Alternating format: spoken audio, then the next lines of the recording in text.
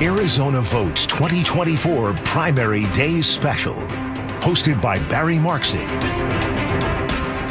All right, welcome back, everybody. KTAR special election coverage is primary day in Arizona. And joined right now as our powerful political panel continues to rotate here. Dr. Mike O'Neill, KTAR's political analyst, is with us. And Steve Goldstein. Are you KTAR's Steve Goldstein now? I guess that's it. There you go. Roaming, doing whatever. Yeah. Thanks for having me today. Absolutely. Yeah. Thanks for coming in. All right. So, gentlemen, we've got some results that have come in. We basically have, at this point, just the early mail-in ballots. So they call them the earlies, people who voted by mail and their ballot was received by Saturday and counted already. In Maricopa County, according to Stephen Richer, that was going to be about 550,000 votes.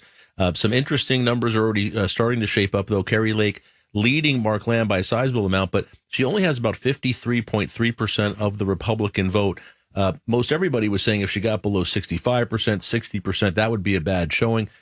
Dr. Mike O'Neill, that the 53%, if this holds up, 55%, that's not a good look for somebody like Kari Lake, who was supposed to run away with this. I think I'd characterize that as a very disappointing win and indicative of somebody who's probably going into November as a very weak candidate. It's certainly not a good showing. And when the polls come out at her compared to Trump, she's underperforming former President Trump in Arizona by about 13 points in almost every poll.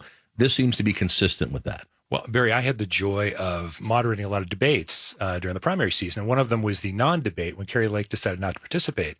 And I was really impressed by Sheriff Mark Lamb. He had his talking points down well, also felt like he was, if I can say, a more traditional conservative. When I asked him the question about was the election stolen, he started off by saying, "Oh, you and the media, blah, blah, blah." And I said, "Well, what's the answer?" He said, "No, it wasn't stolen. I looked into it. It wasn't stolen." So, I mean, when it comes down to it, he was impressive. I'm surprised, actually.